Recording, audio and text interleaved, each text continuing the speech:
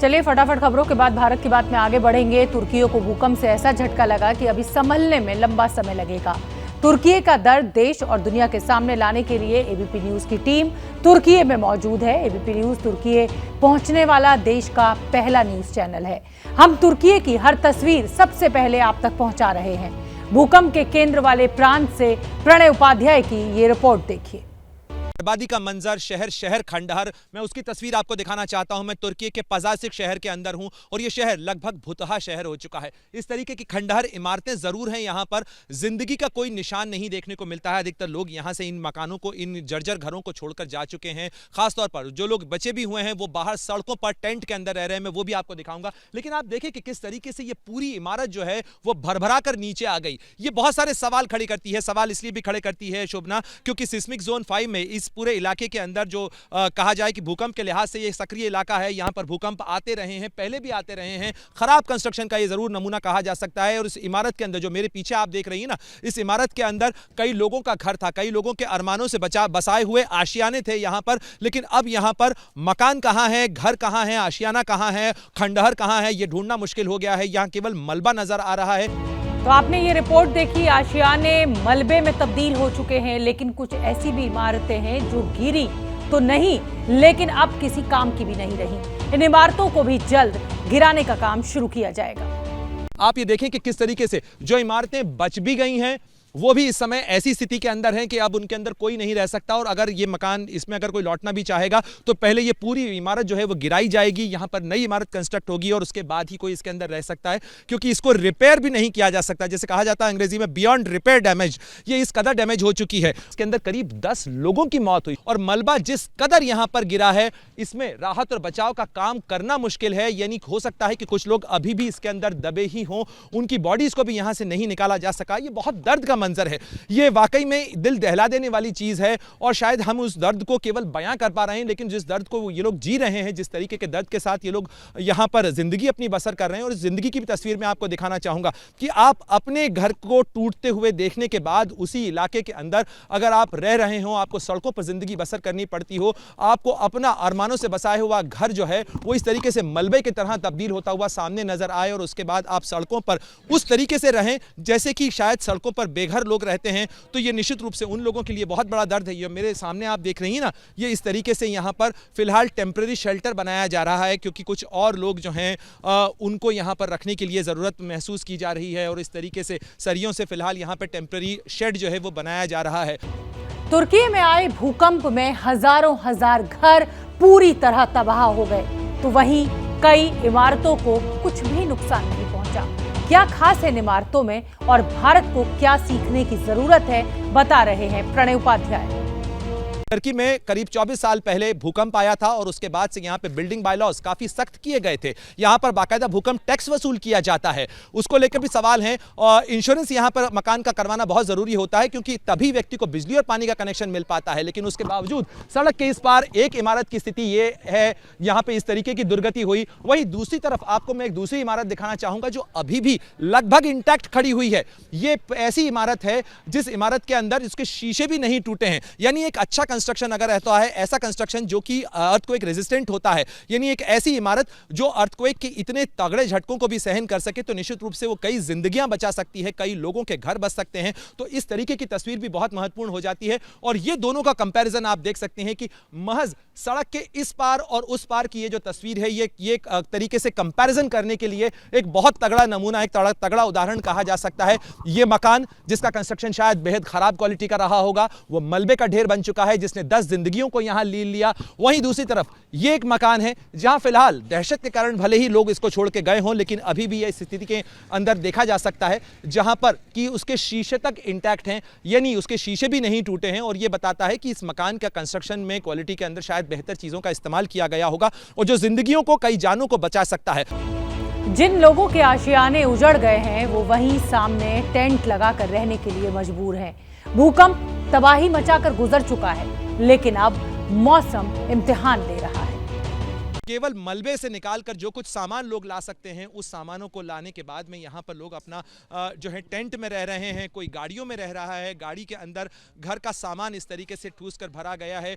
जो रोज़मर्रा ज़रूरत की चीज़ें हैं वो भी बड़ी मुश्किल से यहाँ मुहैया हो रही हैं। और आप देखें कि किस तरीके से यहाँ जो धुआं उठ रहा है ना, शायद ये वो उन घरों में रहने वाले लोग थे जिनके यहाँ पर हीटिंग सिस्टम हुआ करते थे शोभना, लेकिन अब यहाँ पर चूल्हे के ऊपर चाय चढ़ी हुई है और लोग अलाव जलाकर अपने आप को गर्म रखने की कोशिश कर रहे हैं, क्योंकि यहाँ अभी भी सुबह का तापमान -5 का होता है। रात को ठंड बहुत ज्यादा होती है और आप अंदाजा लगा सकती हैं कि इन लोगों के लिए कितना मुश्किल होगा, और खासतौर पर उन लोगों के लिए जिनके घर यहाँ पर रहे हो। बिजली की व्यवस्था तो है लेकिन बिजली के कोई कनेक्शन नहीं है यहाँ पर। लोगों के लिए सबसे बड़ी मुसीबत इस चीज को लेकर आ रही है कि यहाँ पर आखिर वो जिंदगी बसर कैसे करें। खाने की व्यवस्था का जहां तक सवाल है, उसके अंदर जो यहाँ की डिजास्टर मैनेजमेंट अथॉरिटी है AFAD, उसकी तरफ से लोगों को सप्लाई किया जा रहा है। साथ ही कुछ जो स्ट्रक्चर्स बचे हुए हैं, जो कुछ फैक्ट्रीज हैं, वहां पर टेम्पररी शेल्टर्स बनाए गए हैं, वहां पर लोग रह रहे हैं।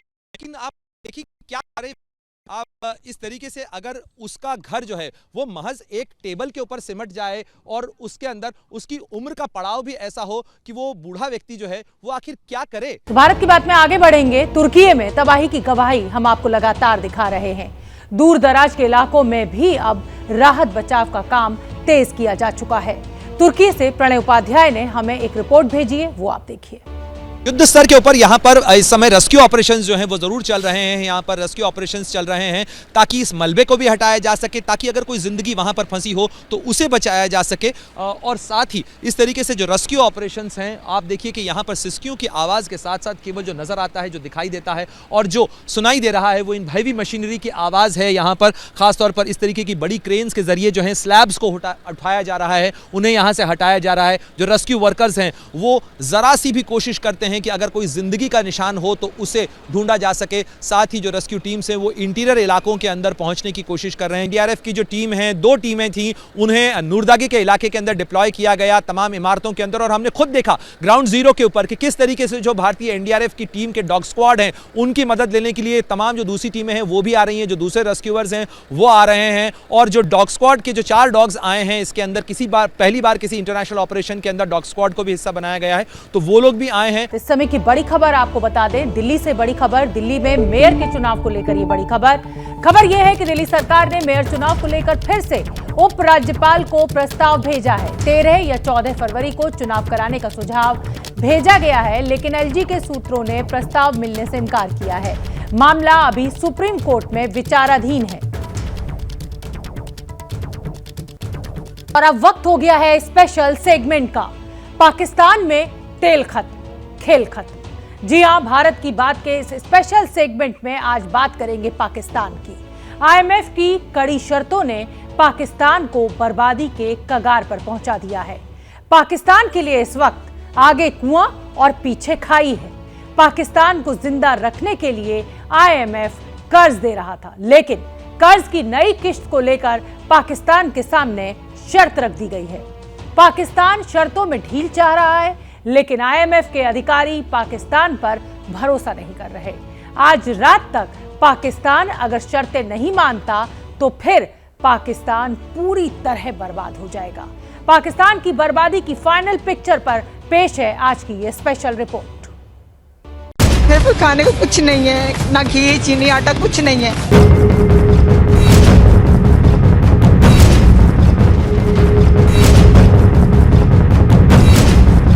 थोड़ी सी रोटी खाएं, इतनी सी, और एक 10 वाला चिप्स लें और ये वाला बनाएं और खाएं।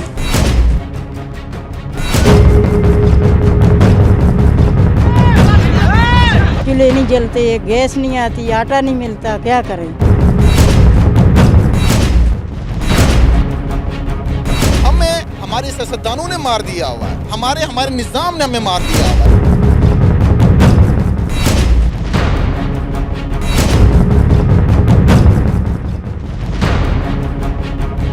हम में, हमारे पॉलिटिशियंस में कोई ऐसी क्वालिटी नहीं है कि हम लोग सिविल वार की तरफ ना आ जाए।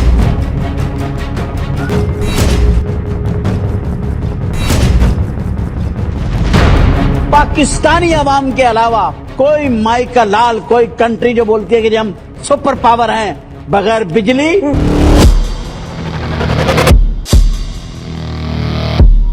बगैर आटे, किसकी कमी है? हम क्यों नहीं बना सकते? किसकी कमी है? हाँ? बताओ। आगे कुआं पीछे खाई, जिन्नालैंड में बर्बादी आई। ये बात आज इसलिए क्योंकि अब पाकिस्तान के गर्द में जाने की स्पीड पहले से 10 गुना तेज हो गई है। ऐसा हम क्यों कह रहे हैं, इसके बारे में और ज्यादा विस्तार से आगे बताएंगे। पहले पाकिस्तान की सरजमी पर जो हो रहा है उसे देख और सुन लीजिए।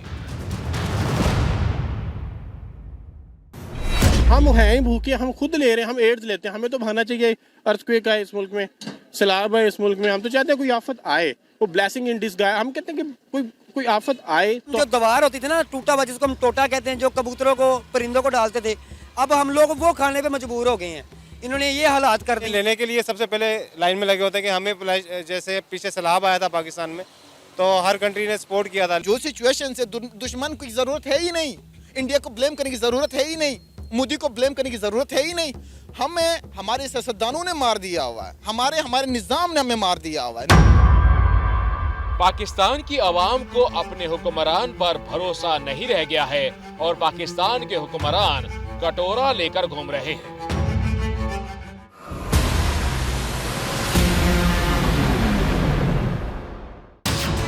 यह पाकिस्तान में लाहौर के एक पेट्रोल पंप की तस्वीर है। पेट्रोल पंप पर पेट्रोल ही नहीं है, लिहाजा सन्नाटा पसरा है। पेट्रोल पंप की ये सिचुएशन है कि शेल का पेट्रोल पंप है और ये देखें इस वक्त ये मुकम्मल उन्होंने बंद कर दिया। और पेट्रोल रेट्स बढ़ने के बाद वो देखें जी बैरियर लगे हुए हैं और ये पेट्रोल पंप बंद है। सिर्फ इस पे कार वाश जो है वो सर्विस है।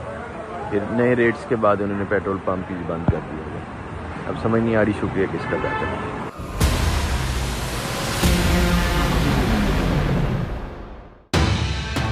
ये अगली तस्वीर पाकिस्तान के पेशावर की है।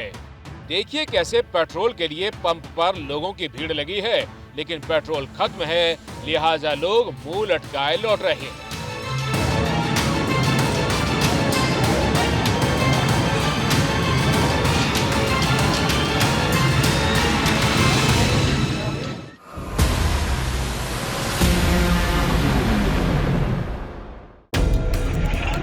जिन पेट्रोल पंपों पर पेट्रोल है वहां लोगों की लंबी लाइन लगी है और कहा यह भी जा रहा है कि जिन पेट्रोल पंप के पास पेट्रोल है वो तो मुनाफाखोरी के लिए ब्लैक करने में लगे हैं।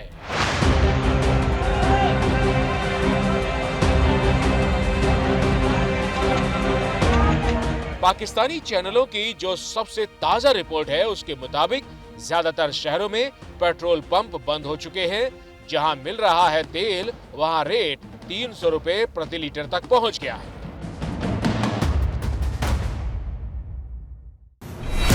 मसनूआत मजीद महंगी होने की अफवाहें। मुतादिद शहरों में पेट्रोल नायाब हो गया। फैसलाबाद में मुतादिद पेट्रोल पंप्स पर सेल बंद कर दी गई। किल्लत के बायस पेट्रोल पंप्स पर गाड़ियों और मोटरसाइकिलों की लंबी कतारें लग गईं। गुजरांवाला में भी मालिकान ने 80% पेट्रोल पंप्स बंद कर दिए। खुले पंप्स पर शहरियों को मखसूस मिकदार में पेट्रोल फराहम किया जाने लगा। दुकानों पर कीमत 300 रुपए फी लीटर तक पहुंच गई। नारोवाल में पेट्रोल और डीजल मजीद महंगा होने की अफवाहों पर अक्सर पंप बैरियर लगाकर बंद कर दिए गए। शक्करगढ़ और जफरवाल में भी पेट्रोल का बहरान शिद्दत इख्तियार कर गया। वैसे पाकिस्तान सरकार की ओर से इस किल्लत को लेकर दावा ये किया जा रहा है कि पेट्रोल खत्म होने और दाम बढ़ने की अफवाह फैलाई जा रही है, जिस वजह से ये संकट खड़ा हुआ। वैसे हकीकत क्या है ये पाकिस्तान की आवाम भी समझ चुकी है और दुनिया तो पहले से ही जान रही है। ऐसे करने से तो आवाम नहीं मरेगी। ऐसे करें बिना एक बम फेंक दे बड़ा सा तो आवाम मर जाएगी और हमारे बीवी बच्चे भी मर जाएंगे, हम भी मर जाएंगे, जान छूट जाएगी इन लोगों को। एक तो इन्होंने पेट्रोल महंगा किया ही किया है, ऊपर से लाहौर में बहुत ज़्यादा जगह ऐसी हैं जहाँ पे पेट्रोल पंप उन्होंने पेट्रोल डालना ही बंद किया हुआ है। लोग एक तो इस तरह जलील हो रहे हैं कि कहीं से पेट्रोल मिल नहीं रहा। पेट्रोल भरवाने आए थे लेकिन रेट देख के वापस जा रहे हैं। अभी इतना रेट बढ़ गया। कल हम आए हैं पेट्रोल पंप पे तो तकरीबन 215 या 20 रुपए का था और आज आए हैं 250 रुपए पे पहुंचा हुआ है। इन्हों का बेड़ा गर्क हो जाए। दिल करता है कि मैं एक डंडा फड़ा ते दोवां भरावां नूं कुट्टी जावां। पुछणगे क्यों मारिया, मैं फिर कुट्टी जावां इन्हां नूं। ਕਿ ਬੇੜਾ ਗਰਕ ਹੋਏ, ਤੁਹਾਨੂੰ 12 ਵਜੇ ਦੇ ਬਾਅਦ ਤੁਹਾਨੂੰ ਮੌਤ ਪੈ ਗਈ। 35 रुपये लीटर ਵਧਾਤਾ है। पाकिस्तान सरकार का दावा है कि उसके पास अभी 20 दिनों का पर्याप्त पेट्रोल स्टॉक मौजूद है, लेकिन पाकिस्तानी मीडिया रिपोर्ट्स के मुताबिक पाकिस्तान में कुल 9,800 पेट्रोल पंप हैं। 6 कंपनियों के पास ही पेट्रोल का स्टॉक बचा है। इन 6 कंपनियों के पास 6,000 पेट्रोल पंप का नेटवर्क है। पंजाब प्रांत के करीब 100 पंपों के पास तो तेल ही नहीं है।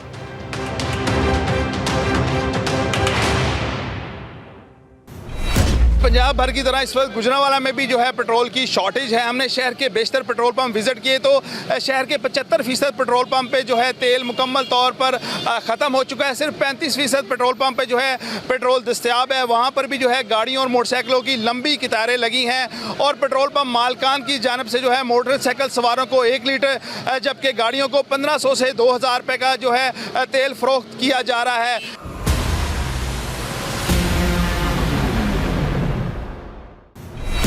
असल में पाकिस्तान का विदेशी मुद्रा भंडार खत्म होता जा रहा है। पाकिस्तान में लगातार पैसे की कमी होती जा रही है। हालत यह है कि जरूरी सामान के कंटेनर तो पाकिस्तान के बंदरगाहों पर खड़े हुए हैं, लेकिन पाकिस्तान की सरकारी बैंक के पास उसका पेमेंट करने के लिए पैसे ही नहीं हैं।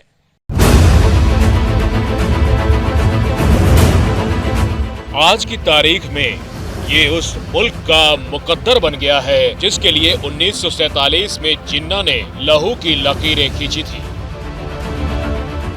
और इसके लिए कोई और नहीं बल्कि खुद पाकिस्तान और पाकिस्तान के वो हुक्मरान जिम्मेदार हैं जिसको वहाँ की आवाम ने अपना मुस्तकबिल माना था। आज पाकिस्तान की जनता खुद को कोसने पर मजबूर है। जितने भी आउट ऑफ कंट्री है या कोई भी मुल्क है उससे ज़्यादा हम लोग पाकिस्तानी, हमारा मुल्क बहुत ज़्यादा बदनाम है क्योंकि हम करप्शन करते हैं ना। वहाँ से कर्जा मिलता है, हम अपनी बैंकें बाहर लेते हैं, बाहर ले जाते हैं, और यहाँ कुछ लाएंगे तो हमें कुछ वापस देंगे तो कोई हमें कुछ देगा। यहाँ से जहाज भर के गया, हमने चावल दिया उसको 1 नंबर सैंपल और भेजा हमने 2 नंबर। सऊदी अरब वालों ने कहा इसको सारे को जहाज को बैर जहाज में उसमें समुद्र में फेंक दो। हमारा नाम चोरों में है, फ्रॉडों में है, ये हम चाहते हैं ताकि हमें कोई अच्छा ना समझे। आप किसी को देखो को हर मुल्क को कर्जा दे रहा है, हर बंदा जिससे जाओ। और बात इतनी ही नहीं, पाकिस्तान कंगाल हो रहा है तो पाकिस्तान के लोग हर चीज के लिए मोहताज हो रहे हैं।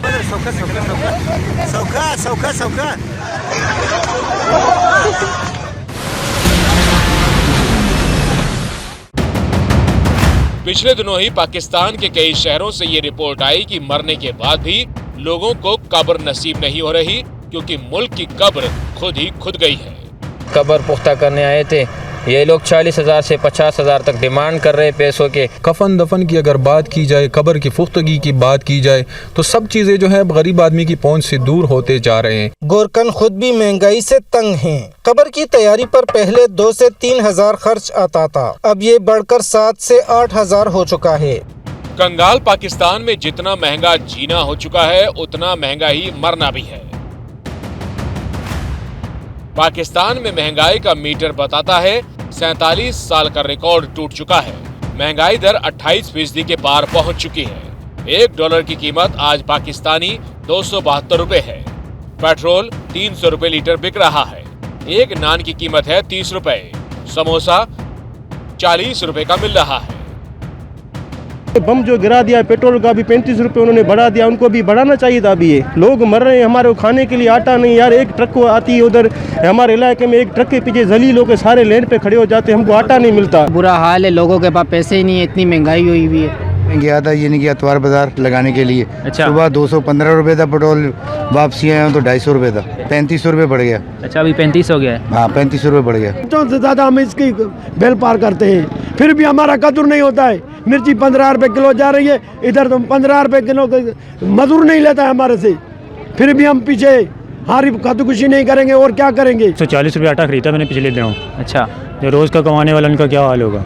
मजदूर तबका तो बहुत ज़्यादा परेशान होगा। मजदूर तबका रोज़ कमाने वाले बहुत परेशान है। सस्ते हैं और बाकी सब्जियों को देख लें आप।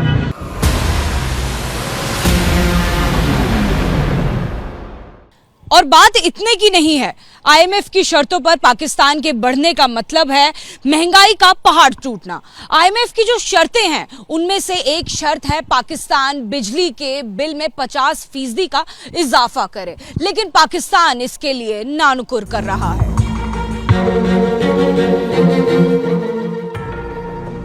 पाकिस्तान बिजली के दाम में इजाफा करता है तो हर घर पर बिजली का बोझ बढ़ेगा और जनता का सड़क पर उतरना तय है। और अगर पाकिस्तान बिजली का बिल नहीं बढ़ाता तो उसे कंगाल होना पड़ेगा।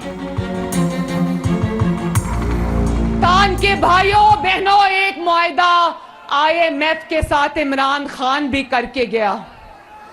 आज जो हमें कीमतें बढ़ानी पड़ रही हैं वो उस मुआहदे की वजह से जो इमरान खान करके चला गया और जाते जाते उस मुआहदे को फाड़ के और भी ज्यादा तबाही करके चला गया। आज आईएमएफ हमें कहती है कि इमरान खान ने जो धोखा दिया उसकी वजह से हम आपकी बात नहीं सुनेंगे, पहले कीमतें बढ़ाओ उसके बाद पैसे देंगे। आईएमएफ की बात सुने तो महंगाई होती है, आईएमएफ की बात ना सुने तो फिर पाकिस्तान दिवालिया होने को आ जाता है। आईएमएफ ने जो शर्तें पाकिस्तान के सामने रखी थी उसमें 3 बड़ी बातें थी। कर्ज को लेकर पाकिस्तान सरकार पॉलिटिकल गारंटी दे, बिजली और तेल की कीमत 50 से 60% महंगा कर दे, टैक्स का कलेक्शन 2 गुना करे। इमरान खान को सत्ता से बेदखल कर शहबाज शरीफ तो प्रधानमंत्री बन गए, लेकिन अब उनके सामने आगे कुआं और पीछे खाई वाली स्थिति है। कर्ज ना मिला तो देश चलाना मुश्किल, और इन शर्तों के साथ कर्ज मिला तो जनता का साथ मिलना मुश्किल है, क्योंकि आने वाले दिनों में वहाँ चुनाव होने हैं। गुलामी होती है, भले सोने का नवाला भी दे दे। हमें गुलामी से निजात हासिल करनी चाहिए। हमारे हुक्मरानों को अकल आनी चाहिए। हमें इन्होंने बेवकूफ़ बनाया हुआ है। गुलामी है, चाहे सोने का नवाला दे। खत्म हो गए हैं, फिर वो बनाने के लिए पाकिस्तान में आ गए हैं। अब दोबारा बनेंगे, अरबों रुपए दोबारा बनेंगे इनके, अच्छा फिर वो लंदन चले जाएंगे। नून लीग की हुकूमत आई है, लोगों ने बड़ा कहा जी हमें रिलीफ देंगे, लेकिन इन्होंने तो बहुत बड़ी बेगारती का सबूत दे दिया है। बेड़ा गर्क कर देता है, चले जाओ, मेहरबानी करो। अभी सब ऊपर ही जाएंगे। जिस तरह महंगाई हो रही है, बंदे भूखे मरेंगे तो जाहिर बात है उन्होंने ऊपर ही जाना है। फिलहाल तो डार साहब जो है वो चिड़ियों के डार की तरह ऊपर ही ऊपर जा रहे हैं।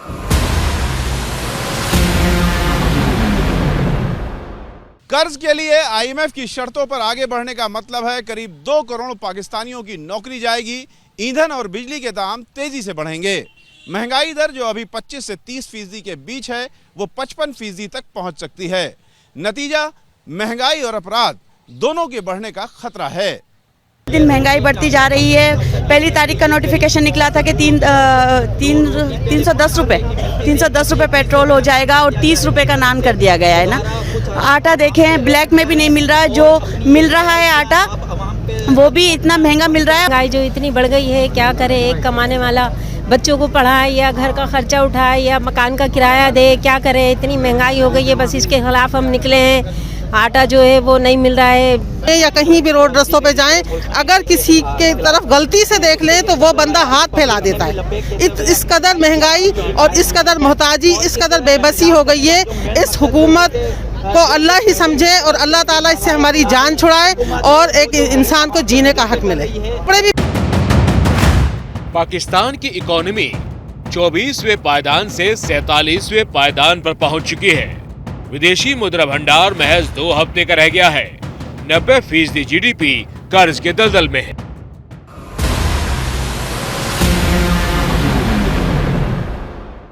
असल में साल 2019 में जब इमरान खान पाकिस्तान के प्रधानमंत्री बने थे तो उन्होंने आईएमएफ यानी कि इंटरनेशनल मॉनेटरी फंड से $6 अरब का कर्ज लिया था। लेकिन पाकिस्तान में पिछले साल आई बाढ़ की वजह से ये कर्ज बढ़कर $7 अरब का हो गया और अब बारी है नवी किश्त की, जो कि $1.18 अरब की है।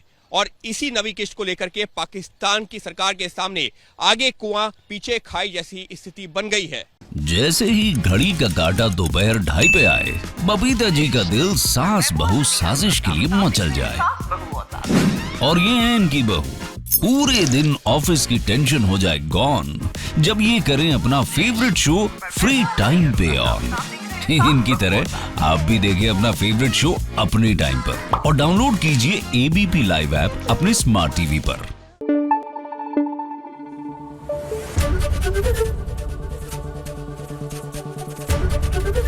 एबीपी न्यूज आपको रखे आगे।